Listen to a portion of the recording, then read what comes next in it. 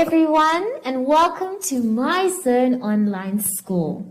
My name is Teacher Mutsa, and I have my friend today joining us for our lesson. Hello. For our lesson, or rather our theme this week has been autumn. And before we get into our lesson, it's very important for us to sanitize our hands. Remember, you have to sanitize your hands every time so that there are no germs that will come onto your hands or anybody else. And also to protect yourself and everyone around you, you must check your social distancing. So make sure that you're not close enough to touch anyone. Our lesson today will be about nouns, pronouns, diagraphs, blends, and diphthongs.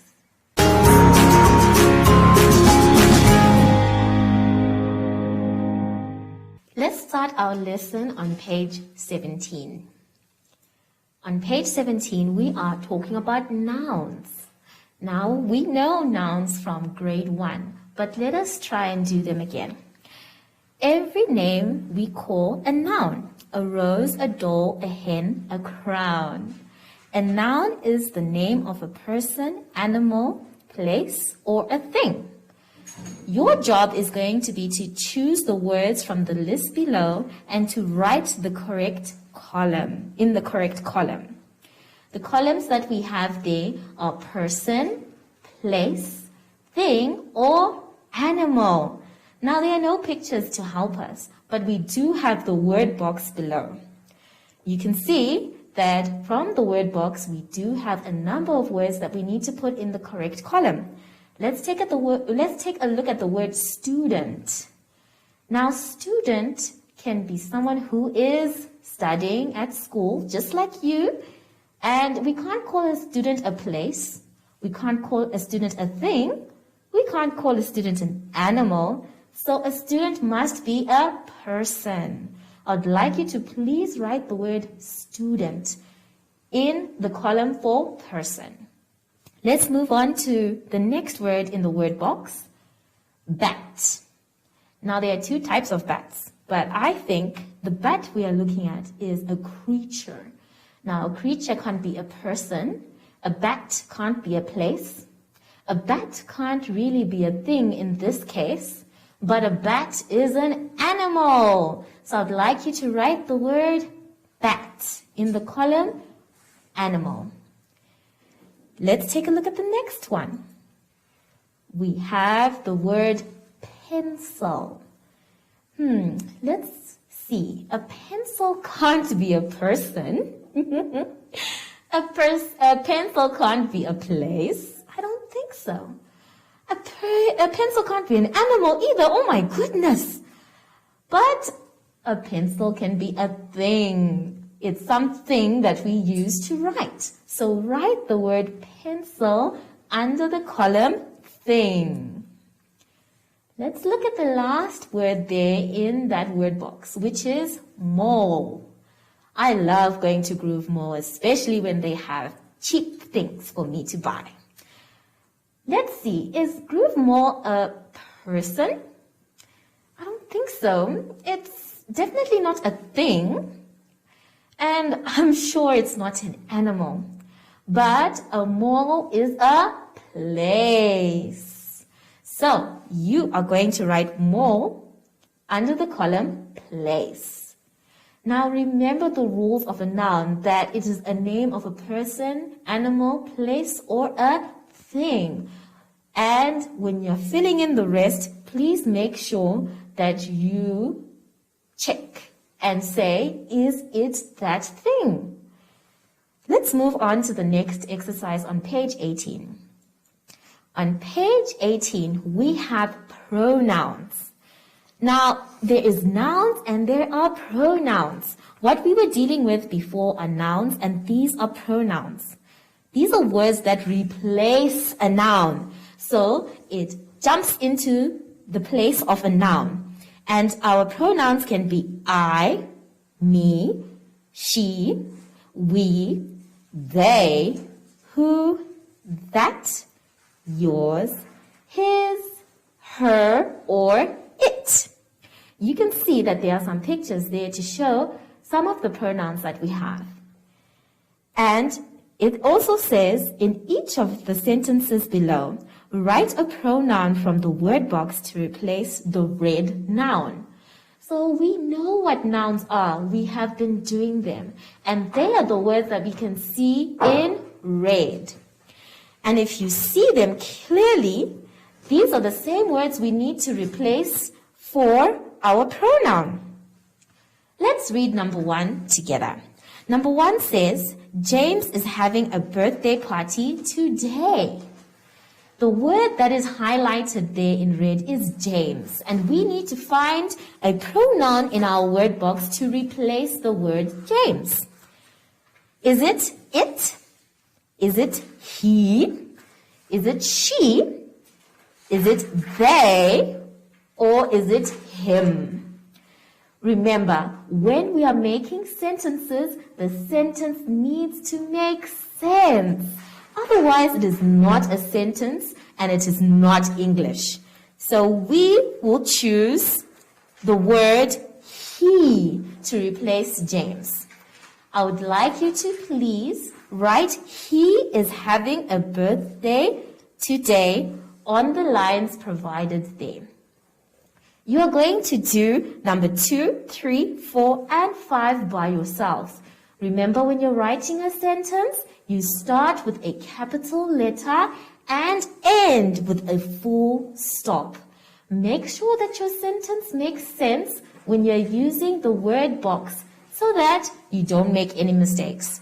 And if you want to be super duper sure, can you please cross out the word you have used from the word box so that you don't use it again? Let's go to page 19. On page 19, we have digraphs and blends. Now, I'm sure you know that when we started learning how to read, we had letters, and those letters made sounds. Now, when 2 or more letters are together, they don't become just sounds, but they become digraphs. So we have a couple of digraphs that are shown there, and we are going to read them together. But before we do, it says, digraphs are a combination of 2 letters that make one sound. So we have our sound sh, then f, and ch, and the last one we have is k. What I'd like us to do is that we are going to do the sound. First, we are going to sound the words we can see and then say the words together. For example, we have sh, r, k, shark. That's the word that we're going to say. So we first sound the word and then we say the word together. We're going to do the first block that we can see there. I want you to do it with me because this is how we learn how to read. And don't worry if you don't understand the sound. There is more than one for each. So let us try and do it together. Remember to look at the picture because the picture can also give you a clue on what the word is. Let us go together. Sh, r, k, shark.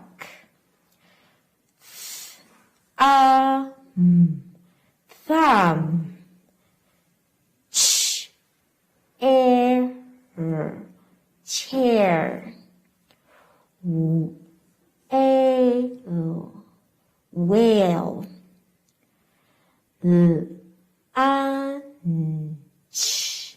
lunch, earth.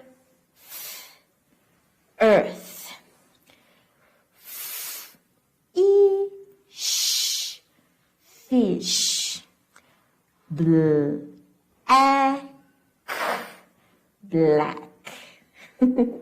Now I'm sure you noticed that there are some letters in words that were quiet. And that's because we don't say them.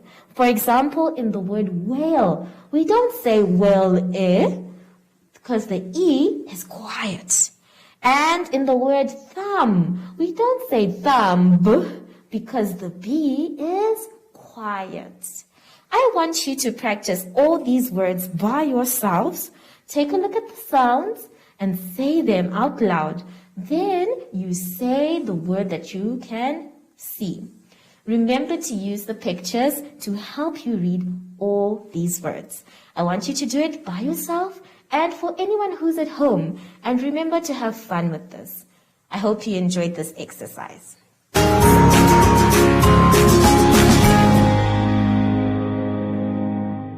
Let's hope you had no problems with your last exercise. Let's now move on to page 20. On page 20, you can see that we have a sound. That sound is oi. Now, oi can come in two forms, O-I and O-Y. But both of them say oi. And they're used differently in different words. Let's look at the board. On the board, I have our two sounds O-I and O-Y. If we're looking at the sound oi, we know that it is a long vowel sound that can be used to bring two consonant sounds together to blend them into a word. So we are going to choose which oi sound can be used here. Here we have b and then a dash. So if we were to add the oi, it would say b, oi. But which oi are we going to use? Is it O-I or O-Y? Which one do you think we should use? Point to it. For the word boy, O-Y. If you got this correct at home as well, well done. So the word boy for O-Y. Then we have the word spoil. Do we use O-I or O-Y? Which one do we use? Point to the one that we use. Yes, we use O-I. So our word will become spoil. Now, I would like you to look back at your exercise on page 20. You are going to do the same.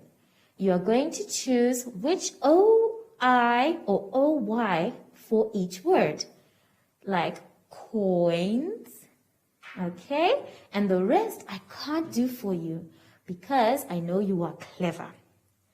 Once you're done with this, this will be the last exercise for our lesson. I hope you enjoyed yourselves, grade 2s and 3s. I know I did. Now, before we say goodbye, it is very important that we sanitize. So please take your sanitizer. And remember, sanitizing is not just to protect you, but the people around you. So make sure you sanitize very well. And make sure that they are dry as well. Don't forget to practice good social distancing by checking in front of you and beside you as well. But I wonder, I haven't seen our little friend Zashi. Hello, Zashi. So, from my friend Zashi and I, we would like to say goodbye.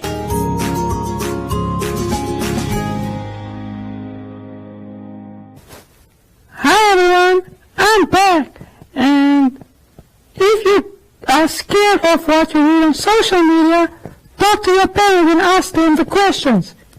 They know everything. Until next time, bye!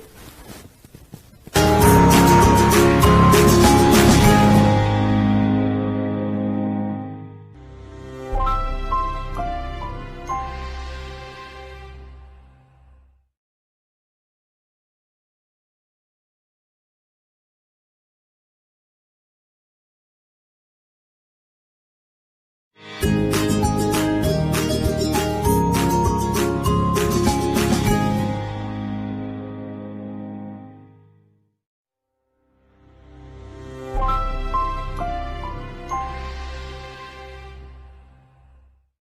everyone and welcome to MyZone Online School. My name is Teacher Mutsa and I have my friend here joining us for today's lesson. Let's say hi to everyone at home. Hello everyone. Our theme this week has been autumn and we have been talking a lot about autumn. But before we get into today's lesson, we need to sanitize our hands. So please take your sanitizer. Well done. Remember, sanitizing is very important. That is why everywhere you go now, everyone is sanitizing. And make sure that your hands are dry once you're done sanitizing. Also, it's good to check your social distancing.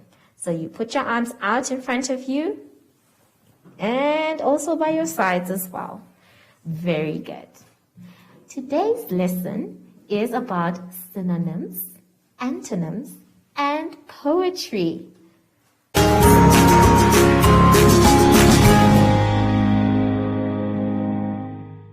Our first exercise for today can be found on page 26. On page 26, we will be discussing synonyms and antonyms. I know these are very weird sounding words, so let's say them together. Let's say the word synonym. Very good. Let's start with the synonyms. Now, a synonym is a word that means the same or almost the same as another word. You can see that in the yellow column, all the words that are there mean the same as another word or almost the same.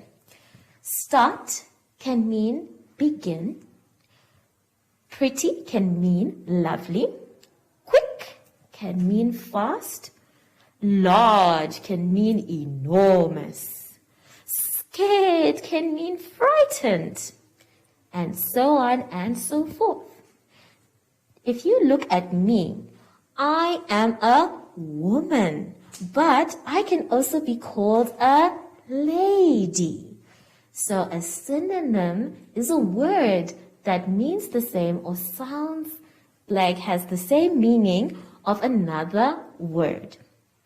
Let's now go to antonyms. Let's say the word antonyms together. Very good. Now antonyms are words that have the opposite meaning of another word. These words we already know, but we didn't know that they were antonyms. For example, loud can mean soft. Fast can mean slow. And so on and so forth. You can look at the board for an example. Here we have two men, but there is an older man and a younger man to show that they are the opposite of each other.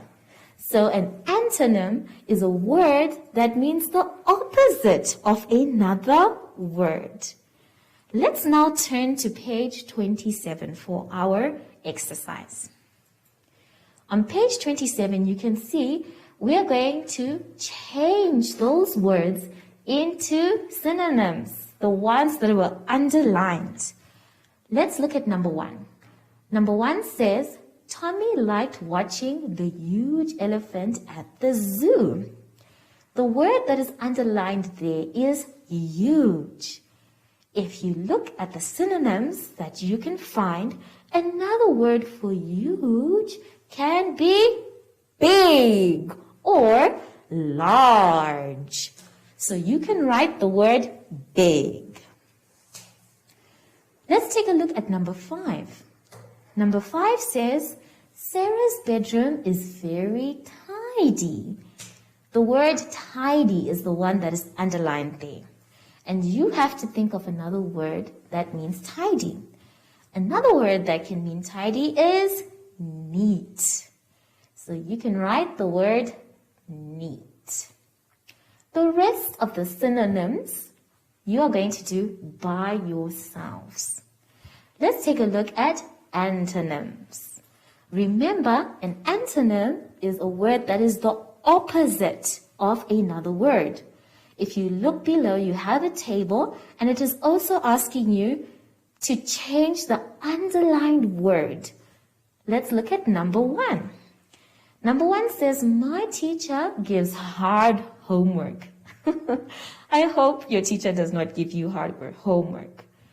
Let's take a look at our table. We have so many words there, but I think the answer is easy. So the opposite of hard is easy. So you can please write the word easy in the space provided. I would like you to also cross out that word easy so that you don't use it again. Let's look at number 6. Number 6 says, I like a cold lunch. Oh, I'm sure nobody really likes a cold lunch. So let's look for the proper word there. If you look at the box, we have the opposite of cold, which is hot.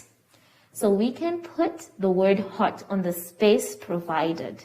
And the sentence will read, I like a hot lunch. Now that sounds a lot better.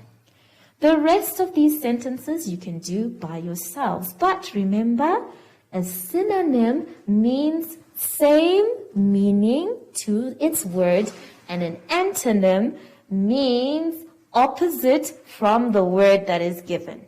Good luck.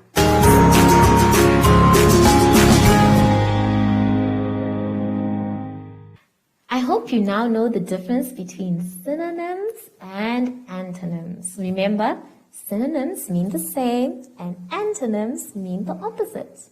Now let's take a look at our exercise on page 28.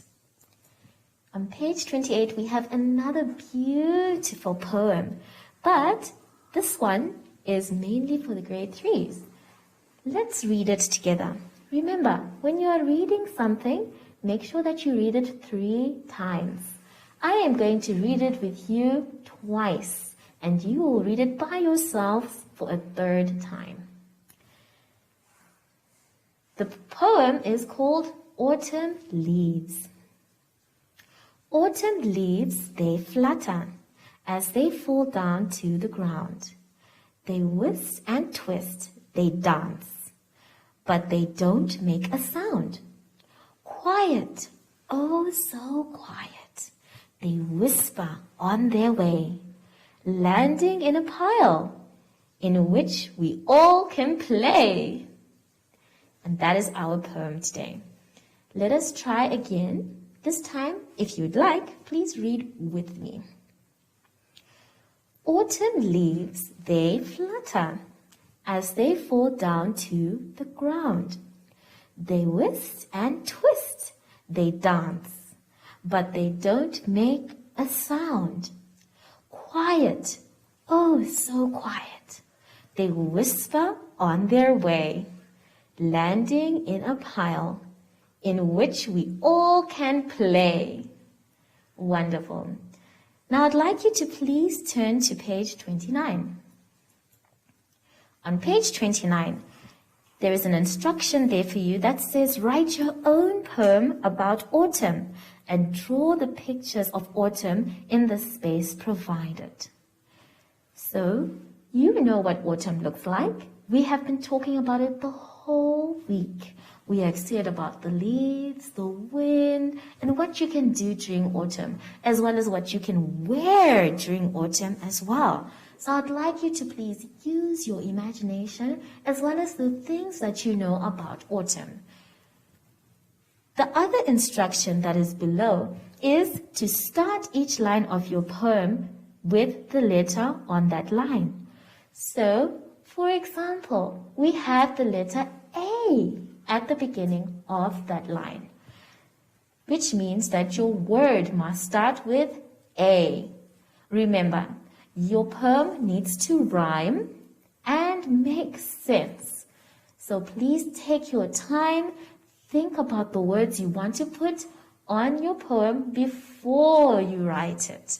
And if you need some inspiration, I want you to please think about what you like about autumn. Is it the leaves? Is it the colors? Is it the weather? Is it the warm coffee you can drink? Or is it the playing in the leaves?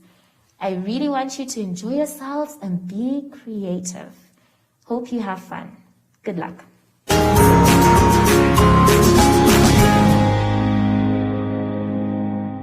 Now we have a special treat for you here. I'd like us to please sing about autumn.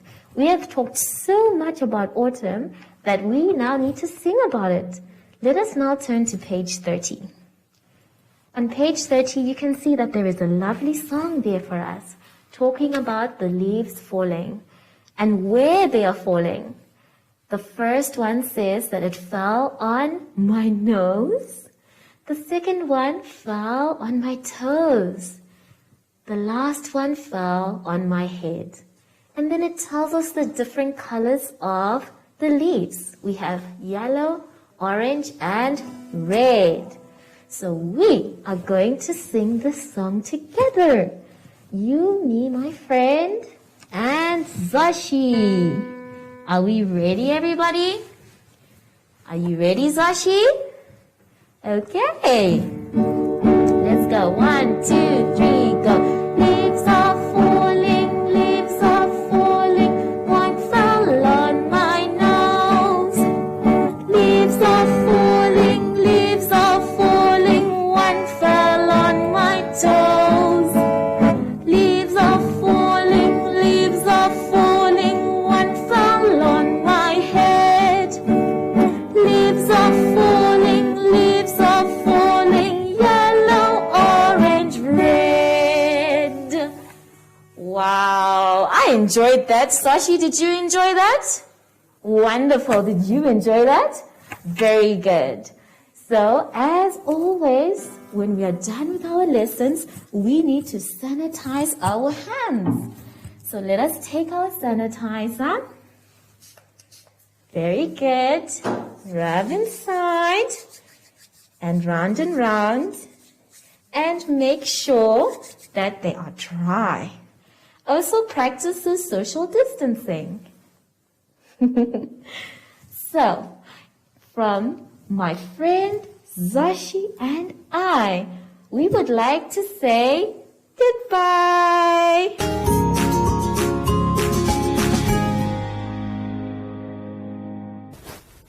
Hi everyone, I'm back, and if you are scared of what you read on social media, talk to your parents and ask them the questions. They know everything. Until next time.